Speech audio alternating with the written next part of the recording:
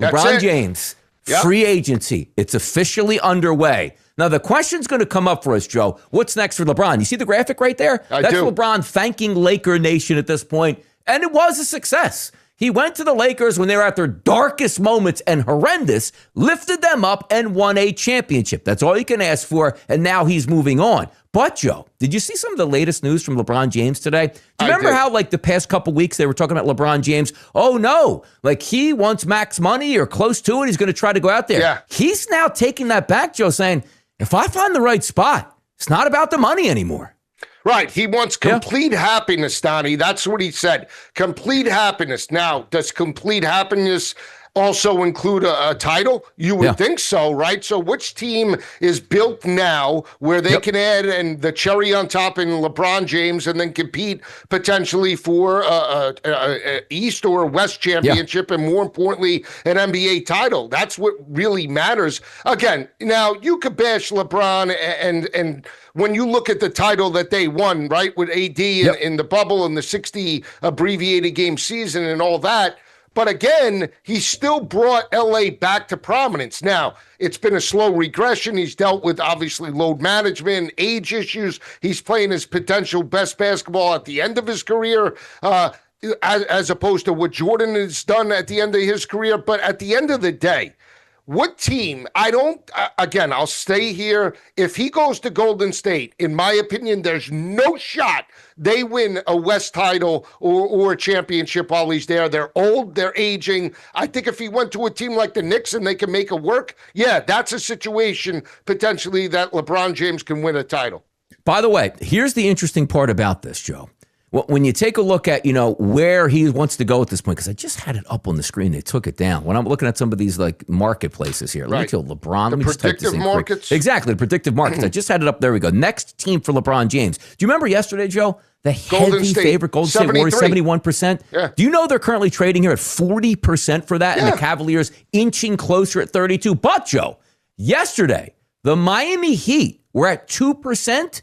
They've now increased to 21% on that contract. See, does Miami have enough with LeBron? Does Miami? That's the question. They had Jimmy Butler and they couldn't elevate, right? They got close. They got there and lost. But here's the thing. If you bring LeBron, right, to Miami, are they all of a sudden a contender in the East? Do you think that this elevates the Heat to the next level? No, they're better. But you're right. The question should be asked, Joe. Right? Is where does LeBron go as the missing piece? That's not Miami. Is that what you're trying to say? That's my point. Correct. You need him to be I don't want to say a role player, Donnie, but you need LeBron not to be the main driver of the offense. If he goes to Miami, he's the biggest name on that roster, and then what?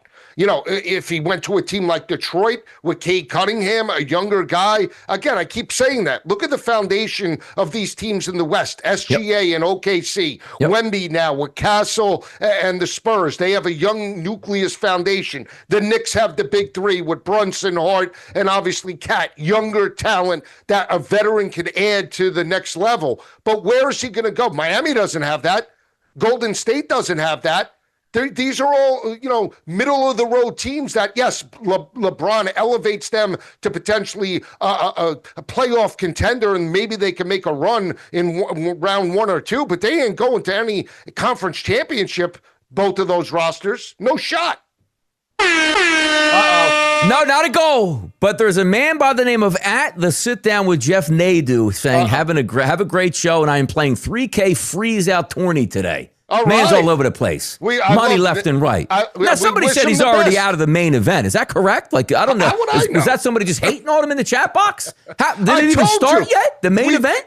I don't know. I'd have to look. I have to go back through the tweets. I thought he just got there. And I told you he was manifesting his house in Ocean City, New Jersey. I hope he brings home first prize. I hope he kills it. At the end of the day, I don't know. I don't know if he's knocked out or not. You think he's knocked out? I don't know. Staying out there, lap of luxury. But sometimes people just hate on him. Be like, at least he lost those last 10 bets. Meanwhile, you might have went 9-1. But look, people don't fact check around here. They just get wiped out at this point right now. Yeah, we know that, especially in the gambling industry, right? Yeah. Phil Ivey, who else? Negreanu, Ivy, who else is out there? What do you Moneymaker. Is Moneymaker still around? Moneymaker. Yeah. Chris Jesus Ferguson, is he part of the? Remember old school? Remember old school? Chris Jesus Ferguson. How about but how about who is it? Is Stewie Unger still playing? So can you knock off Stewie Unger? I do know. I used to trade. I'll tell you something. I used to trade with Danny Shack. Used to be he's out there in Vegas. He won, I think, a couple of tournaments in poker back in the day. He's an older guy, older than us. But Danny Shack is in the World Series of Poker tournaments. He was a former commodity trader, so know him back in the day. Nato says, "I'll talk to you later, Donnie, but I'm playing event today." There you go. Like win, as Adrian told Rocky right there at this point. Let's win, rock. They do. By the way, win. Bellingham just got booked. Does that mean a yellow card? Am I getting this correct? I had the lingo down. Does that mean is that what you get booked for? Can't be a red, right? Just rap. No, I don't know. Getting booked, I believe, is a yellow card. We're learning as we go, Joe, at this point. But I'm willing to take Congo here. I really do. I think they're going to play. I'm waiting on England. I'm waiting on England. Now, to qualify for the next round, I told you it was 3-1 for Congo. It's already down to plus 220. Yeah, interesting. So you lost about 80 cents. What are you going to do? All right, let's see what we got here at this point, because what that means for LeBron James. Joe, and we thought yesterday that LeBron James might actually already have a team by the time we went live today on Wednesday. That hasn't happened. It's going to come quickly here. You might hear today, tomorrow, whatever. We'll certainly be on that right here on Crossing Lines. But what does it mean for his son? And also, you always look out for family, Joe, right? You say to yourself right now, I don't really know what I'm going to do. Bronny's got $2.3 million on the table. Try to entice him to come back to the Lakers. That's a drop in the bucket. We'll guarantee that $2.3 million.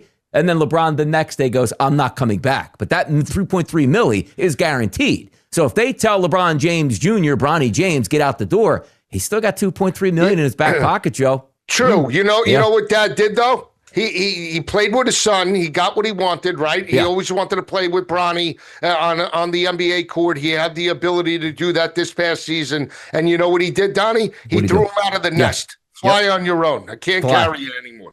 This is it. You're getting the $2.3 million guaranteed. Now go and earn your own coin. That's what it is. That's what he's doing. He's doing the right thing. If you think about it, he can't ride Dad's coattails straight until he's 96 in the old age home. Ride him off.